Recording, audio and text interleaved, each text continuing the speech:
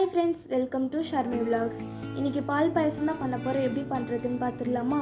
அதுக்கு ஒரு பாத்திரத்தில் 2 கிளாஸ் தண்ணி ஊற்றிக்கலாம். கூடவே ஜவ்வரிசி பாசிப்பருப்பு ஆட் பண்ணி ஒரு 2 நிமிஷம் போல் கொதிக்க விட்டுக்கலாம். நல்லா கொதி வந்த பிறகு 3/4 லிட்டர் பால் ஆட் பண்ணிக்கலாம்.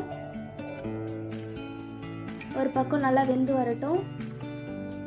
ஒரு பேனில் நெய் விட்டு முந்திரி திராட்சை வறுத்து எடுத்துக்கலாம். அதே பேனில் துருவிய தேங்காய் வறுத்து எடுத்துக்கலாம். நல்லா ப்ரௌனிஷாக ஆன பிறகு ஒரு பிளேட்டில் மாற்றிக்கலாம். ஒரு பக்கம் நல்லா கொதிச்சிட்ருக்கு. சேமியா வறுத்து எடுத்து ஆட் பண்ணிக்கலாம். தேவையான அளவு சுகர் ஆட் பண்ணிக்கலாம். இடித்த ஏலக்காவை ஆட் பண்ணிக்கலாம். ஃப்ரை பண்ணி வச்சுருக்க முந்திரி திராட்சை தேங்காய் ஆட் பண்ணி நல்லா மிக்ஸ் பண்ணிக்கலாம். அவ்வளோதான், பால் பாயசம் ரெடி ஆகிடுச்சு. உங்களுக்கு இந்த வீடியோ பிடிச்சிருந்ததுன்னா மறக்காமல் சப்ஸ்கிரைப் பண்ணிவிடுங்க.